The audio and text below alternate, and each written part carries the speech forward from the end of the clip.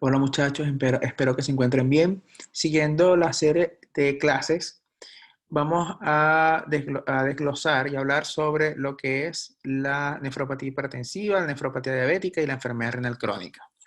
Vamos a partir con nefropatía hipertensiva. La definición de nefropatía hipertensiva en sí, su término es nefroesclerosis, que viene del latín nefros y esclerosis, que no es más que un riñón endurecido, endurecimiento renal. Esta entidad clínica no siempre depende del adecuado control de la presión arterial, ¿ya?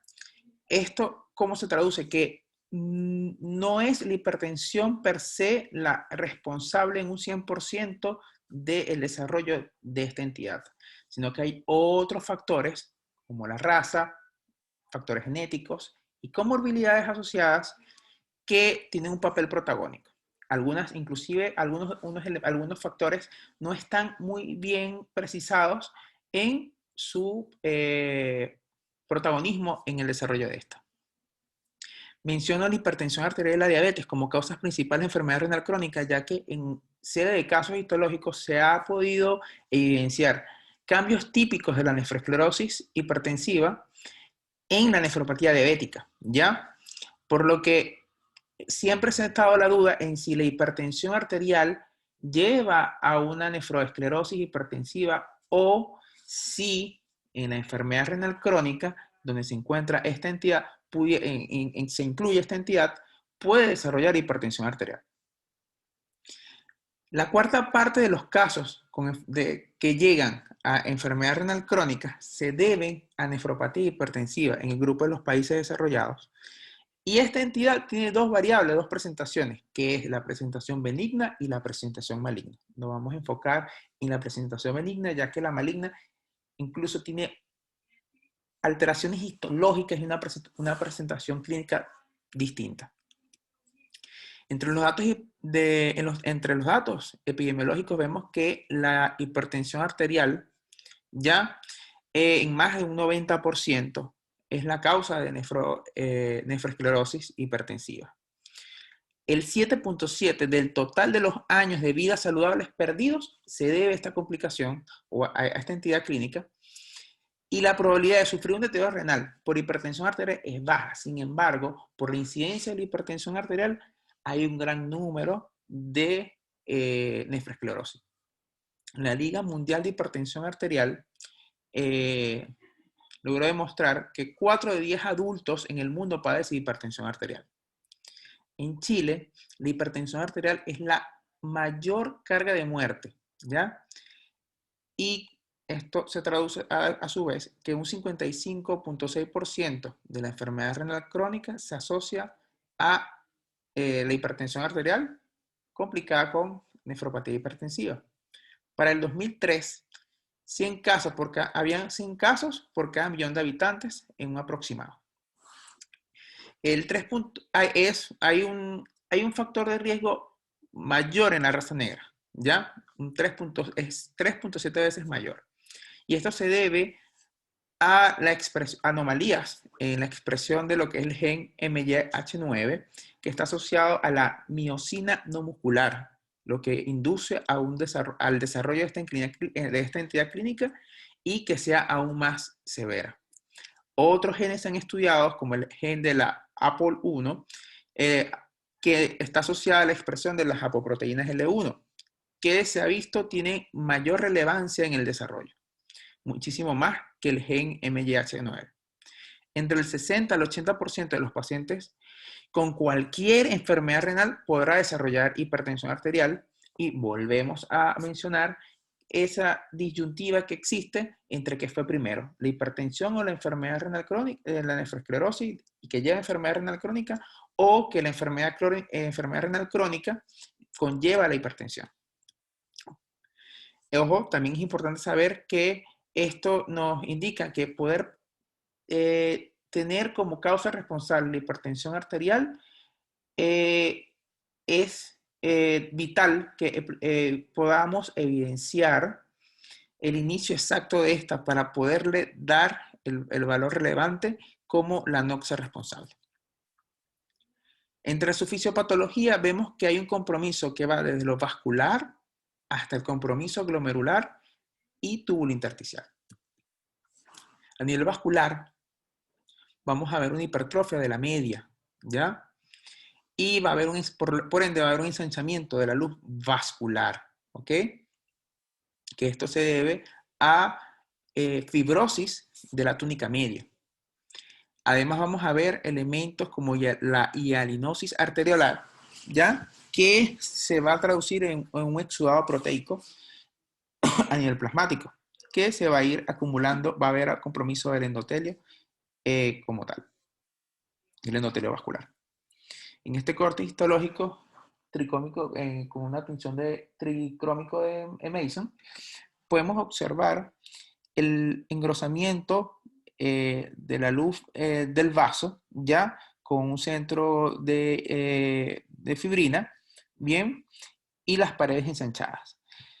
Subyacente a este se puede observar un glomérulo que tiene ya cambios isquémicos crónicos. Y en la periferia vemos un espacio de Bowman bastante ensanchado, aumentado de tamaño, y un glomérulo fibrosado, que son signos indirectos de isquemia precoz. A nivel glomerular, va a haber una glomerulosclerosis, ¿ya? Que hay, tanto hay compromiso, ahí va a haber una glomerulosclerosis focal, global o focal y segmentaria, ¿ya? En esta tinción de Veroes, que es excelente para ver la fibrosis, se usa muy a menudo para ver cortes vasculares, podemos observar en la imagen que está señalada con la flecha azul, un glomérulo bastante fibrosado, ¿ok? Con un espacio de Bowman con depósitos de fibrina y hialina, ¿ya? Vemos además el vaso, el elemento vascular en el corte histológico con material abundante de fibrina, ¿ya? Y por ende la disminución de la luz.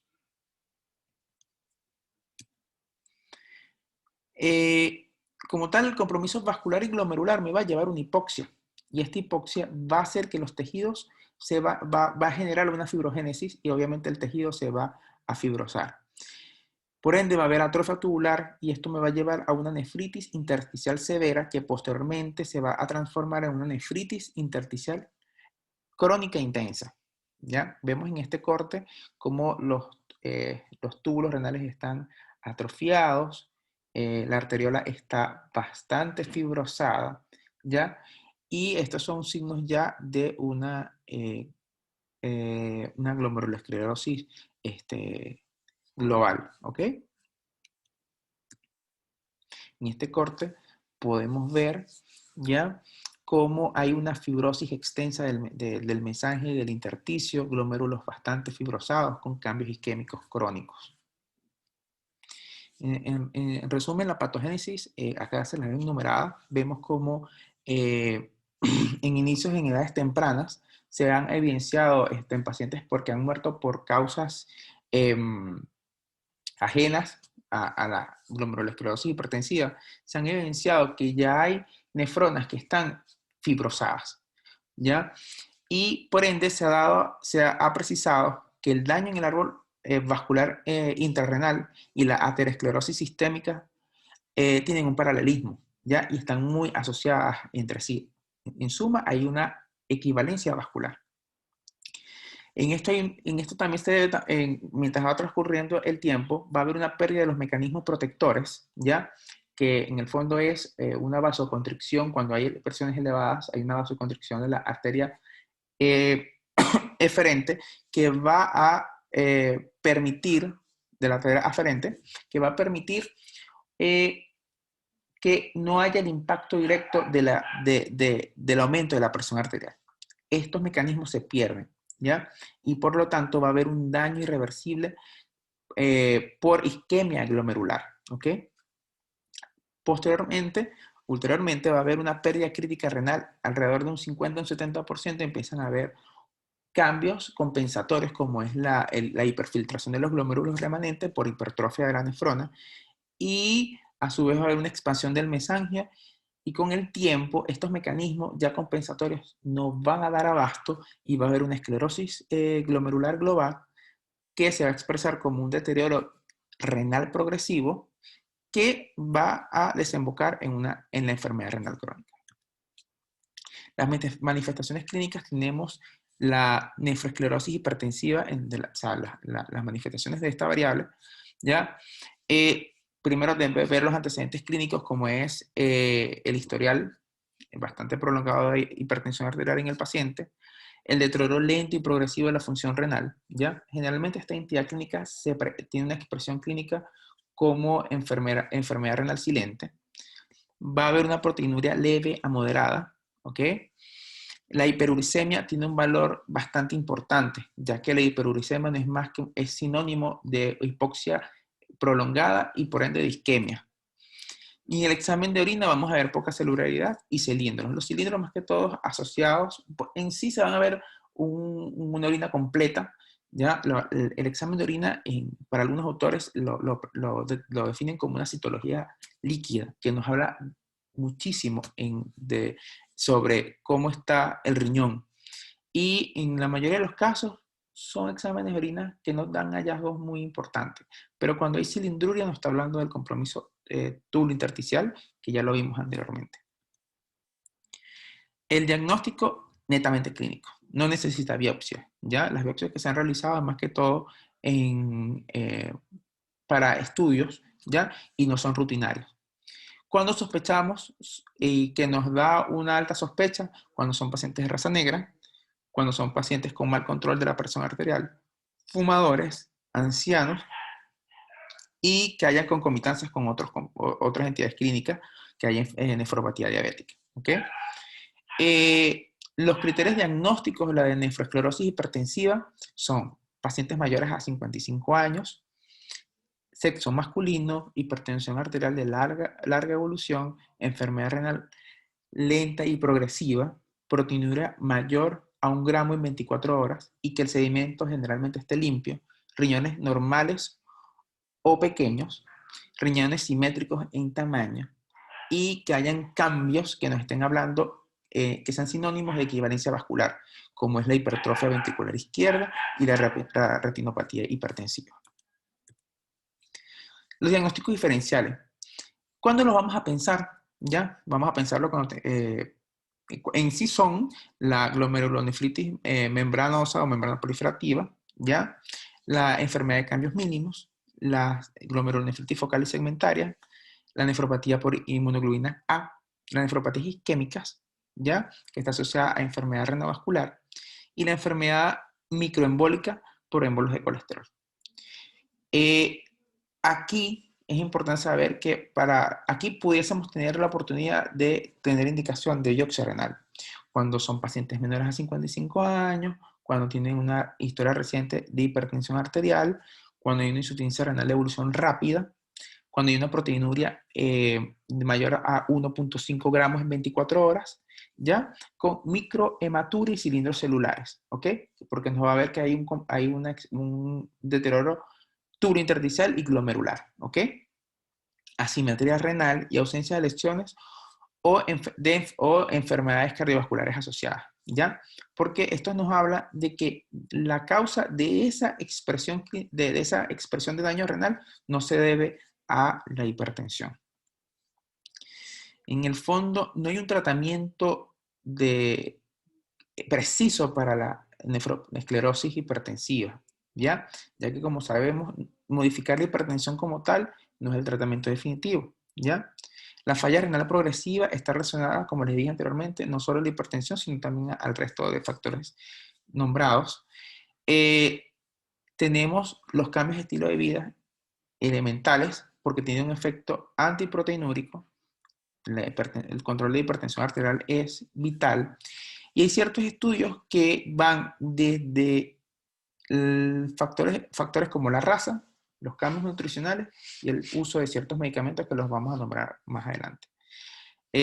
Como les dije anteriormente, bueno, el estudio MDRD ya nos habla más que todo de cambios, buscó la relevancia del cambio nutricional. El estudio ASK nos habla más que todo de la raza negra, y el REIN-2 nos habla del uso de IECAS y ARA2 en esta entidad clínica entre qué modificaciones presentaba.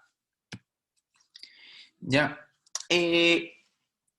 ¿Cuál es el tipo de terapia antihipertensiva que genera mayor nefroprotección? Ya, los IECA y los antagonistas de los receptores de angiotensina 2, los ARA2, son las drogas de elección para pacientes con falla renal crónica y proteinuria. En el estudio A se estudió la raza negra, ¿ya? Que tenía un factor predisponente para el desarrollo de esta entidad clínica, ¿ya?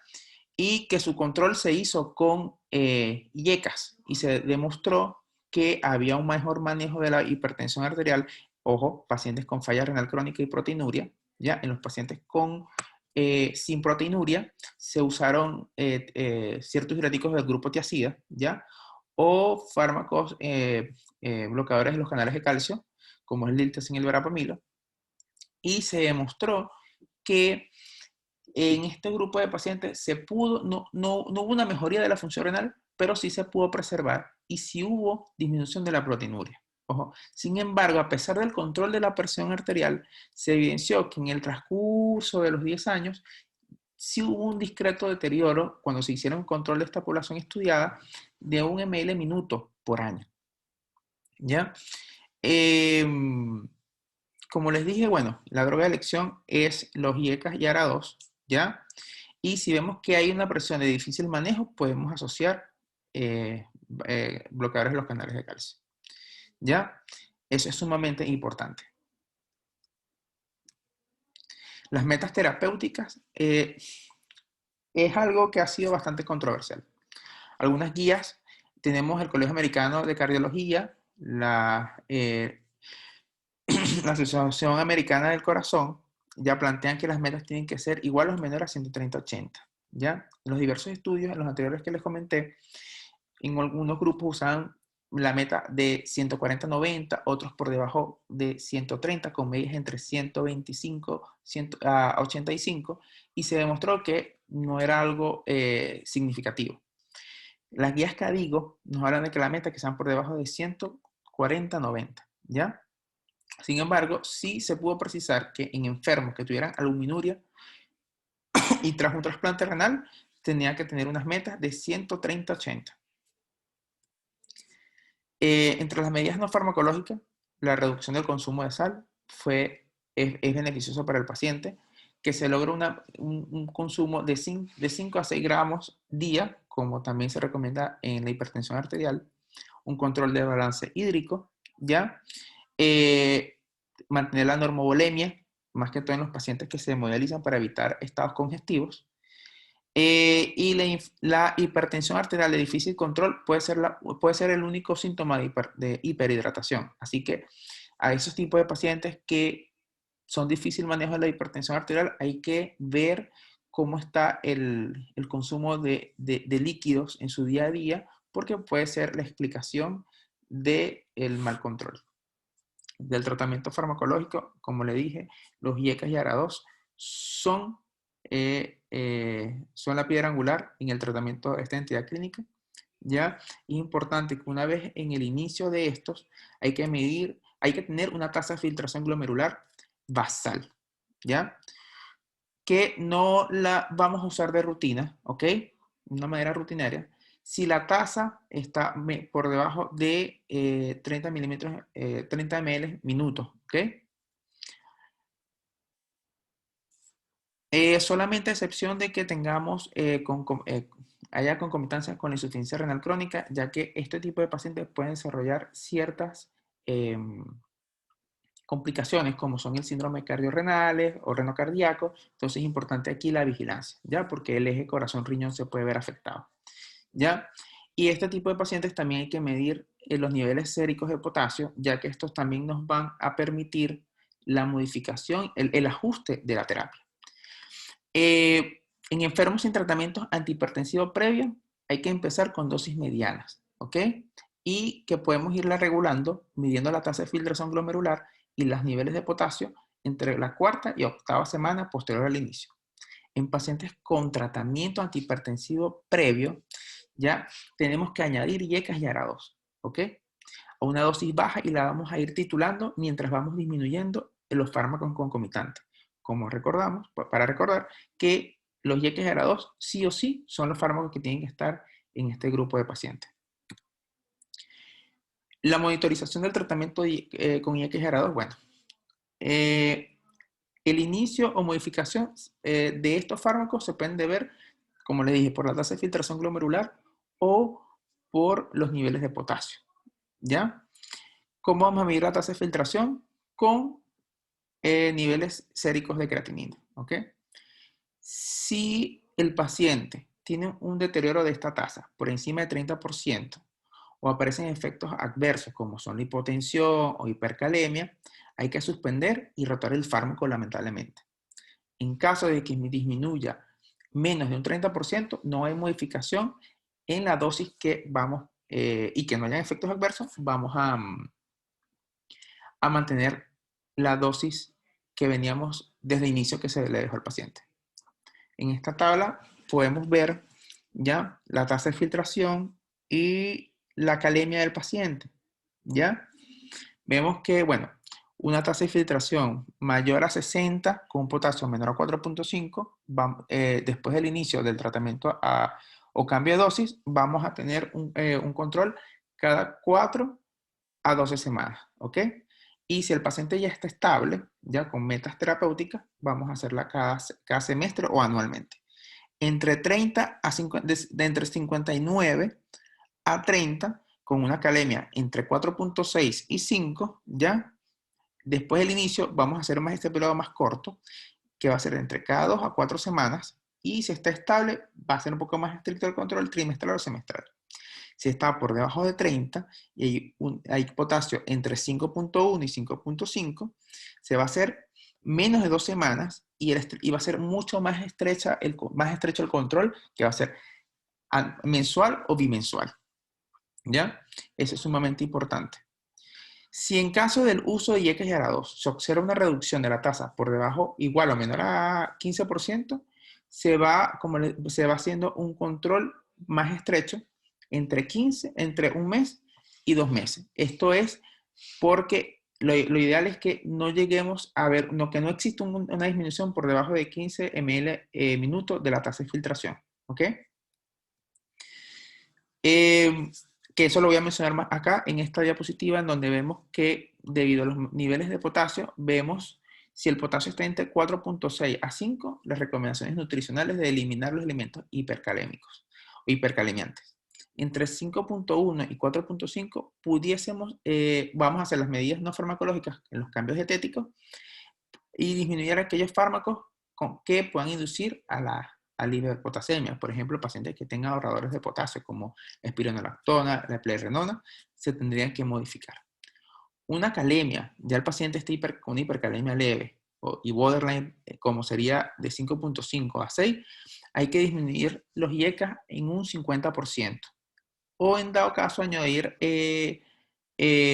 algún tipo de fármaco, en este caso diuréticos, ya que no sean ahorradores de potasio, que pudiesen ser diuréticos de asa, ya para disminuir esta elevación de potasio, ya, y haríamos un control estricto entre 5 a 7 días, posterior a la instauración del fármaco, ¿ok? Y posteriormente a esto, si el paciente no presenta mejoría, se mantiene hipercalémico, lamentablemente hay que suspender el IECA o el ARA2 que hayamos elegido y utilizar otro fármaco de otro grupo. Es importante que los pacientes que llegasen a tener una reducción con una tasa de filtración glomerular, como les dije, por debajo de 15 ml minutos, tendríamos que suspender los YXGR2 porque esto incluso pudiese ayudar al paciente a aumentar la tasa de filtración glomerular y retrasaría la necesidad de terapia renal sustitutiva. El pronóstico de estos pacientes. Bueno, no hay casi estudios que nos hablen de el desenlace o la evolución de estos pacientes con esta entidad clínica, ¿ya? Y el pronóstico lamentablemente es pobre. En algunos análisis retrospectivos vemos que el 26% de los pacientes después de los 12 años ameritó terapia de reemplazo renal. Y en ese mismo transcurso de tiempo falleció el 45%. ¿Cuáles serían los predictores de empeoramiento en la evolución clínica? La edad avanzada, la creatinina basal elevada, presión arterial de difícil manejo, que esté elevada por encima de 160-100, y proteinuria de 1 gramo en 24 horas. O sea, proteinurias en rango glomerular. Bueno, aquí les dejo la biografía y bueno, espero que haya sido de provecho para ustedes.